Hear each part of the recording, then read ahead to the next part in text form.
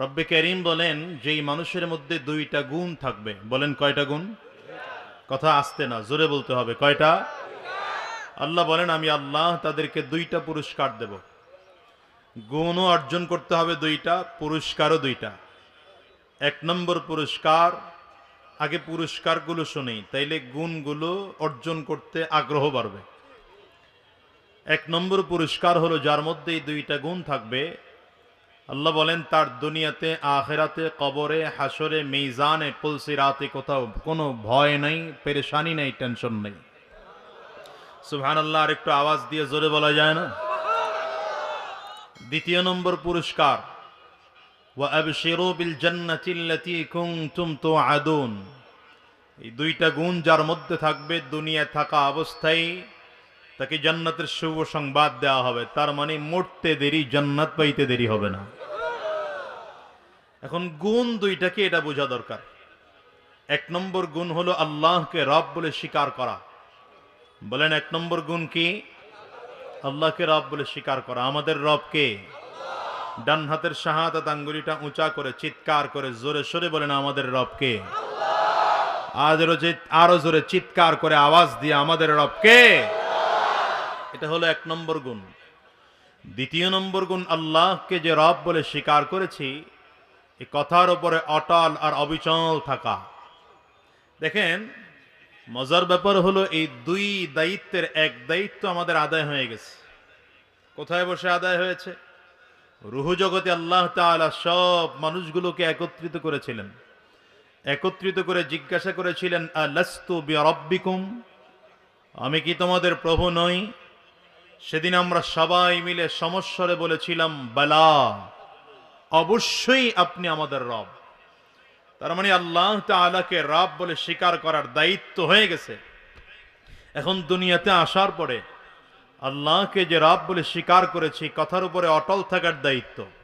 পারিবারিক জীবনে, রাষ্ট্রীয় জীবনে, সিরতে, সুরতে, লিবাসে, পোশাকে, আচার, ব্যবহার, কথা, বার্তা, লেন দেন, কাজ, কর্ম, যত সেক্টরে আছে সব সেক্টরে মনে রাখতে হবে, আপনার আমার রবকে।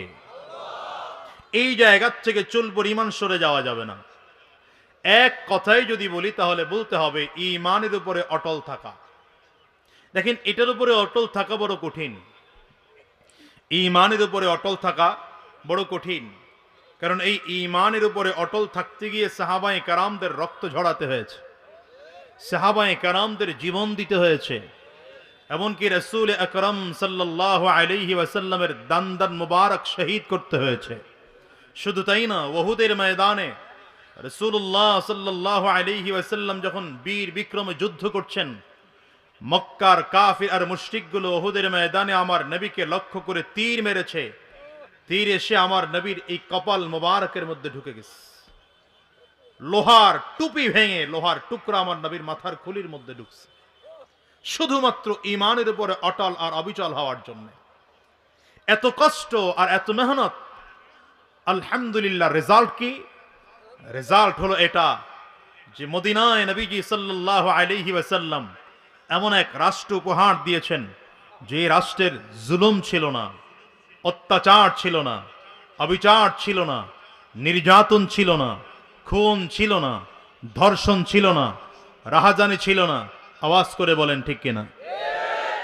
বাংলাদেশে আমরা যারা আছি, বাংলাদেশের উলামায়ে কেরাম প্রতিকূল পরিবেশে হোক আর অনুকূল পরিবেশে হোক, সব সময় উলামায়ে কেরাম ঈমানের কথা বলেছেন, বলছেন, ইনশাআল্লাহ ভবিষ্যতেও বলবেন।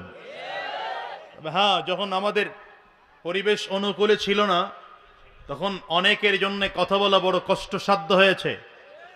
এই শুধুমাত্র দ্বীনের কথা, ঈমানের কথা বলার জন্য কাউকে মামলা হামলার শিকার হতে হয়েছে, কাউকে জেলেও যেতে হয়েছে। কথা বলেন না কেন? ঠিক না? আজকে যিনি এখানে আসবেন, আল্লামা জুনায়েদ আল হাবিব সাহেব, তিনিও জেল খাটতে হয়েছে।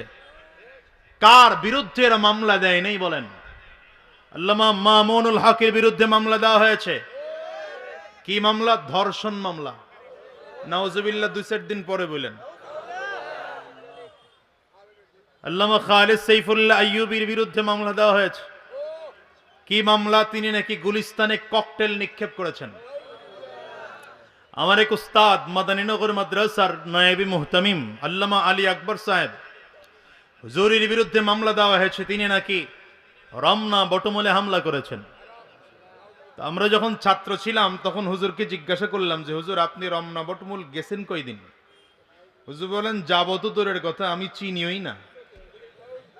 হুজুর চিনেন না, অথচ রমনা বটমূল গিয়ে হামলা করেছেন, তার বিরুদ্ধে মামলা হলো। মামলা হয় নাই কার বিরুদ্ধে বলেন? চরমনায়ের পীর সাহেবের বিরুদ্ধে মামলা হয়েছে, তিনি নাকি 10,000 টাকা পকেট মারছেন।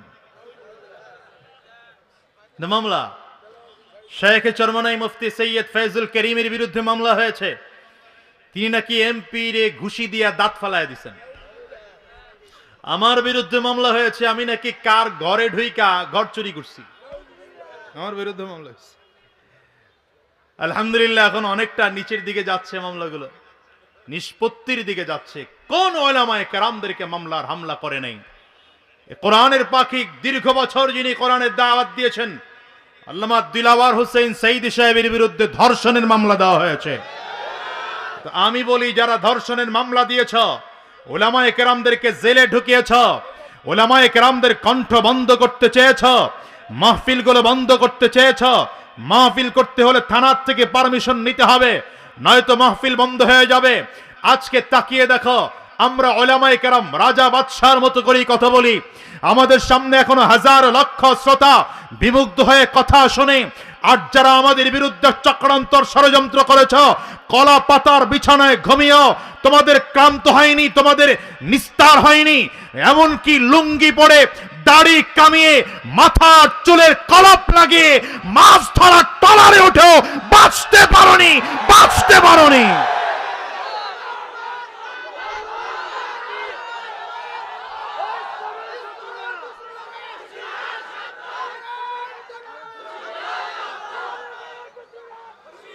শোনো মুসলমান, ফেরাউনের কথা আপনাদের সবার জানা আছে। ফেরাউন যখন মিশরে নিজেকে দাবি করেছিল আনা রাব্বুকুমুল আ'লা, তো মুসা আলাইহিস সালামকে সহ্য হয় না, নিয়ে গেলেন নদীর পাড়ে। কিন্তু ফলাফল এই হলো যে নদীর মধ্যে চুবায়া মারা হইল। কথা বলেন না কেন? ঠিক তেমনি ভাবে 16টা বছর উলামায়ে কেরামদের প্রতি নির্যাতন করেছ, উলামায়ে কেরামদের প্রতি নিপীড়ন করেছ। আমরা আলহামদুলিল্লাহ সুম্মা আলহামদুলিল্লাহ যখন দেখেছি নির্যাতনের মাত্রা এমন বেড়েছে, লাগে নাই কোন রাজনৈতিক দল, ছাত্র জনতা, 18 বছরের সন্তান, 20 বছরের সন্তান, 25 বছরের সন্তান, মাত্র 15 বছরের সন্তানগুলো রাজপথে এমন ভাবে নেমেছে আর এমন প্রতিবাদ করেছে, 5 আগস্টে দুপুরের খানা রান্না করা থাকলেও না খেয়ে মামার দেশে পালাতে হয়েছে। এখান থেকে শিক্ষা গ্রহণ করো, এখান থেকে শিক্ষা গ্রহণ করো মুসলমান। নতুন করে যারাই ক্ষমতায় আসবেন, এই তত্ত্বাবধায়ক সরকার অথবা অন্তর্বর্তীকালীন সরকারের ক্ষমতার থেকে যাওয়ার পরে যারাই ক্ষমতায় আসবেন, সাবধান করে বলি, উলামায়ে কেরামদের সাথে পরামর্শ করে দেশ চালাবেন। সাবধান করে বলি, কোরআনের পক্ষে দেশ চালাবেন।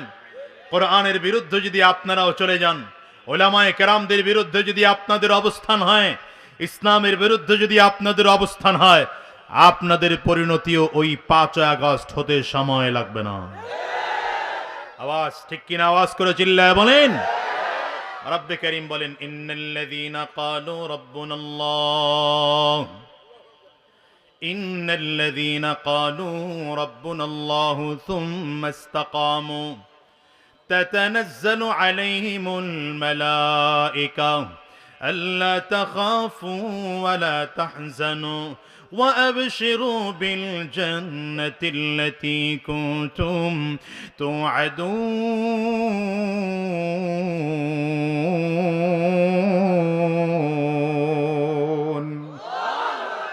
গুণ অর্জন করতে হবে 2টা। কয়টা বলেন? আওয়াজ করে চিল্লায় বলেন কয়টা? 1 নম্বর, আল্লাহর উপরে ঈমান আনতে হবে। আল্লাহকে রব বলে স্বীকার করতে হবে। দ্বিতীয় নম্বর, আল্লাহকে যে রব বলে স্বীকার করেছি এই কথার উপরে অটল আর অবিচল থাকতে হবে। এই দুটো জিনিসের উপরে যদি অটল আর অবিচল থাকতে পারে, দুটো গুণ যদি অর্জন করতে পারে, দুনিয়ার কোনো কাফির মুসলমানদের সামনে জায়গা পাবে না, দুনিয়ার কোনো কাফির মুসলমানদের সামনে কথা বলার সাহস পাবে না। মুসলমানদের সংখ্যা কম হতে পারে, কিন্তু বিজয় আল্লাহ মুসলমানদেরকেই দিয়ে দিবে।